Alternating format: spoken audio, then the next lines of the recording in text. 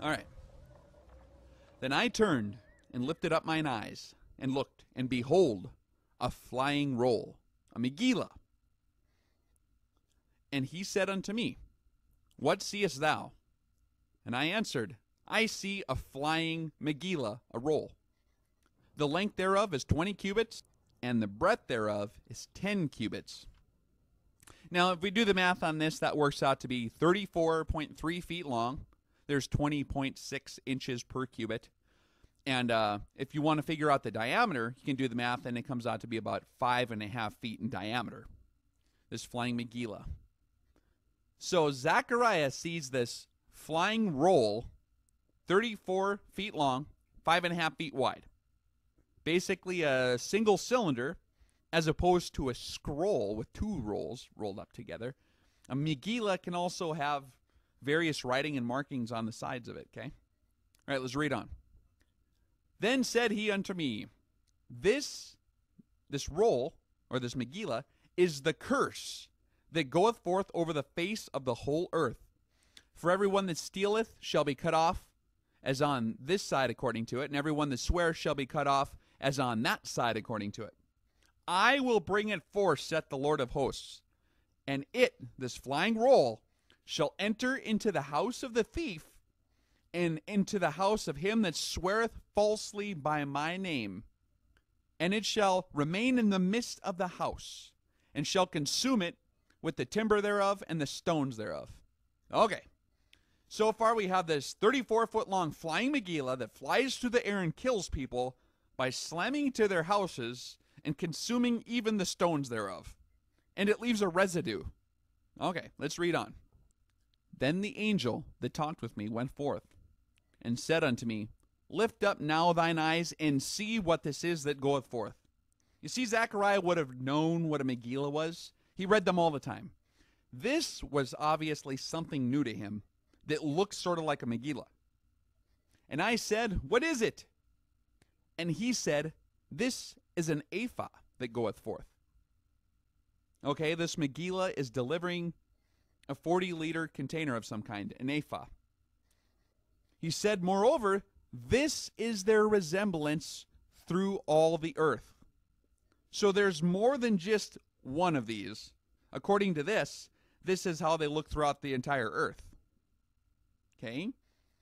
This is where it starts getting really, really interesting. And behold, there was lifted up a talent of lead.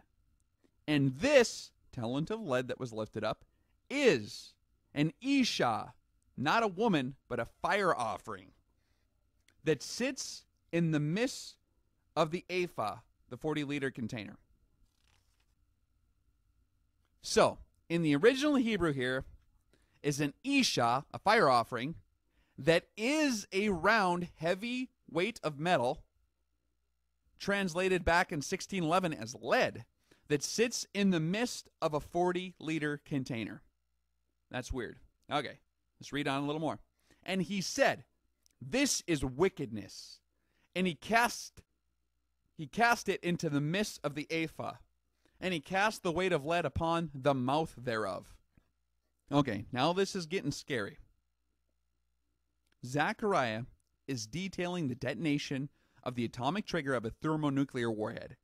In the Hiroshima fission bomb, you had two subcritical masses of fissile material that were imploded into each other using conventional explosives, which triggered a nuclear reaction. Okay, a plutonium bullet was cast into the mouth thereof of a larger mass of U-235 using TNT to achieve critical mass. There's no Hebrew word for uranium-235. So the closest possible way Zacharia could have described this would have been as lead. Uranium actually turns into lead as it encounters radioactive decay. This fission device Zacharia described here itself is an atomic bomb, the likes of which is also available to be used as the atomic trigger for larger thermonuclear fusion bombs like the H-bomb. Also, nuclear warheads are typically encased in lead or beryllium to contain stray neutrons during detonation and also protect the handlers that come close to the weapon. But that's not all. It goes on even farther. I think it's verse 9 here. Then lifted I up mine eyes, and looked, and behold, there came out 2 ephah fire offerings. And the wind was in their wings, for they had the wings like the wings of a stork. You ever see a stork flying? Kind of, they got that long, stretched out body. And they lifted up the ephah between the earth and the heaven. So we have these flying rolls, or Megillas, which are carrying up into what we call the upper atmosphere, these 40-liter containers loaded with round weights of heavy metal, which are themselves wicked fire offerings, which are going to go and kill people and consume even the stones of their houses, and then leave this residue behind on top of it. If this is in fact what he saw 2,500 years ago, there is no possible way to say it more clearly in his Hebrew language. There's no way you can say that more clearly. He just described the entire mechanism of the whole device. So who is the one that's getting judged by these flying rolls, whatever they are? Then I said to the angel that talked with me, whither do these bear the ephah? And he said unto me, to build it a house in the land of Shinar, and it shall be established, and set there upon her own base. All right. To build, that's to establish, to cause, to continue. It a house, that's actually in the Hebrew, if you look it up, that is kind of talking like it can be a house of Sheol, or a house of hell. And it can be established, or it shall be established. Set up, erect, set upright, like you would set a vase upright. And set, that's to lay down or deposit, actually. There upon her own base.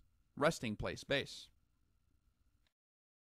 So basically what this is saying is this ephah, when it arrives to wherever it's going, its destination, it deposits the wicked fire offering there.